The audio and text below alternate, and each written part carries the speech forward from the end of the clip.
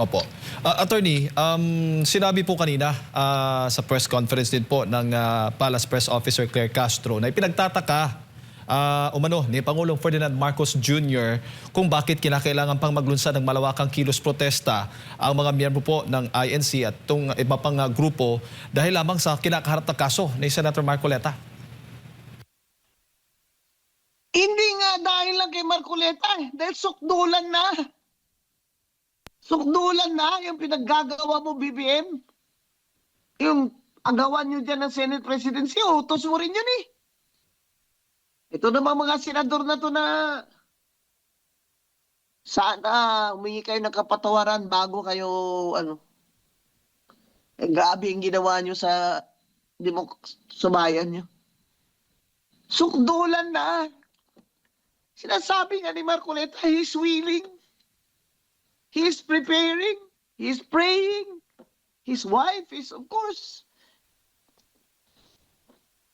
praying, preparing. Sige, ikulong nyo si Marcoleta. Kung hindi nyo ipakulong, palagay nyo, hiinto ang mga tao dyan sa EDSA. Sukdulan na, PBM. Yan ang message dyan ng civil disobedience na yan dahil sukdulan na. Opo. Yung pinanggagawa mo. Bagsak na ekonomiya, you're a failure, BBM, you're a failure, President. Hindi ka na naawa sa mga Pilipino, hindi ka na naawa. At least yung tatay mo noon may konting awa pa. Hindi nagpaputok yung mga tangke doon noong 1986. Metrocom, hindi kami pinasok sa UP ha, dahil UP grad alumni siya. Talaga na tumindig yung mga estudyante doon, hindi papasukin na Metrocom, hindi pinilit ha. Hindi pinagbabaril ni Ferdinand Marcos. Pero ito si Bongbong, just because he can. Well, this is my answer to you, Bongbong Marcos. The people are there in EDSA because they have a right to oppose you. Because sukdulan na ang pinaggagawa mo. The people are in EDSA because they have a right. Ngayon, anong gagawin mo? Anong gagawin mo, Bongbong Marcos? Anong gagawin mo sa mga Pilipino? Ikaw ang may responsibility. Hindi kami. The government, the state has a responsibility to us. We don't have a responsibility to our government, to BBM.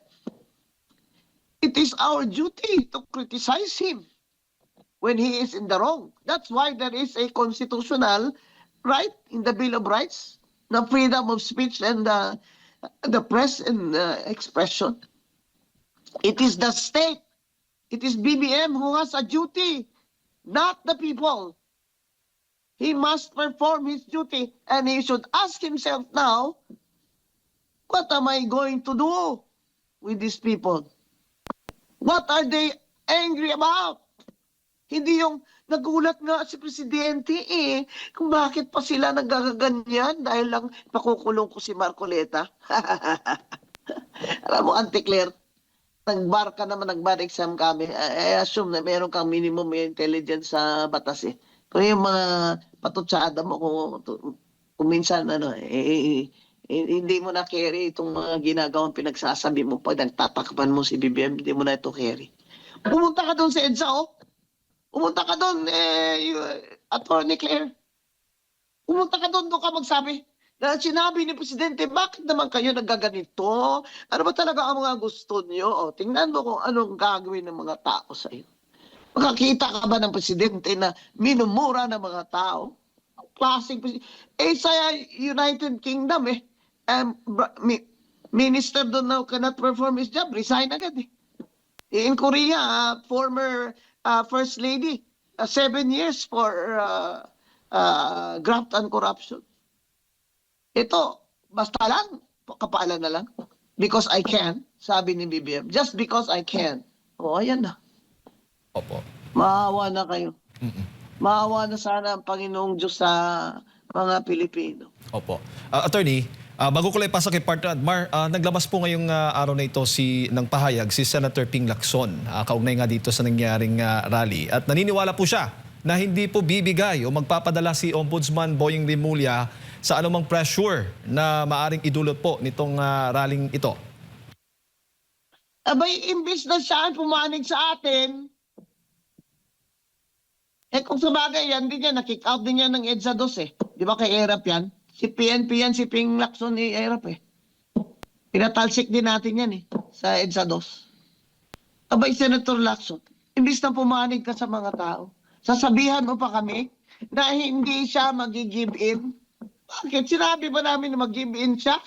Ang rally na ito, ang civil disobedience na ito, ay para kay BBM.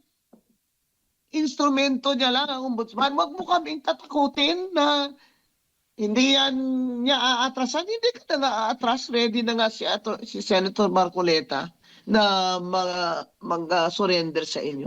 Alam naman niya na hindi nyo naman ito, hindi naman kayo aatras. Wala pong nagde-dare sa inyo.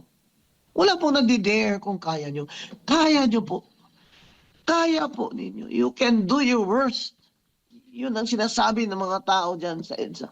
And you can do your worst. And nung 86, People Power 1, People Power 2, it was cardinal sin. Ngayon, dahil iglesyang sinasabi nilang nag-lead dito, masama ang iglesia. Abay, hindi naman yata tama. Dahil kahapon, mga Katoliko naman, Protestante at mga makaliwa, mga makbayan na yan at makabayan, yung bayan na yan ni Risa Untiveros, tapos na sila kahapon. O di yung mga taong iba naman ngayon, ano naman masama. Ang kaibahan, dahil mas marami ngayon, yan, kaya nabubulaga si BBM. Nabulaga siya.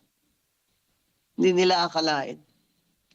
But you know, in the history of the Philippines and even in other countries where the people had an uprising, talagang sacrifices have to be made. And I think that's what Senator Marcoleta is doing. He will willingly go to jail. So, Ping Lacson should no longer warn us. Because we already know that. They have the power. The state has the power. BBM has the power. The ombudsman has the power. All of you, you have the power. But there's going to be so many people there. Maybe abutin nyo ng million dyan sa EDSA.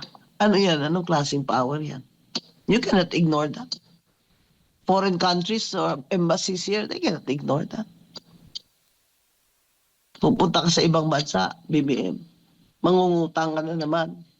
5.7 na ilang trillion na dollars ang utang mo. Tapos, grabe. Yung growth rate, 2.8% lang. Kaya, uutangan niya ng uutangan hanggang lubog na tayo. Ayan na po. Maghihintay tayo na talagang baon na. Nakakatakot na po talaga. Nakakatakot na po talaga ng ekonomiya natin ay baon na.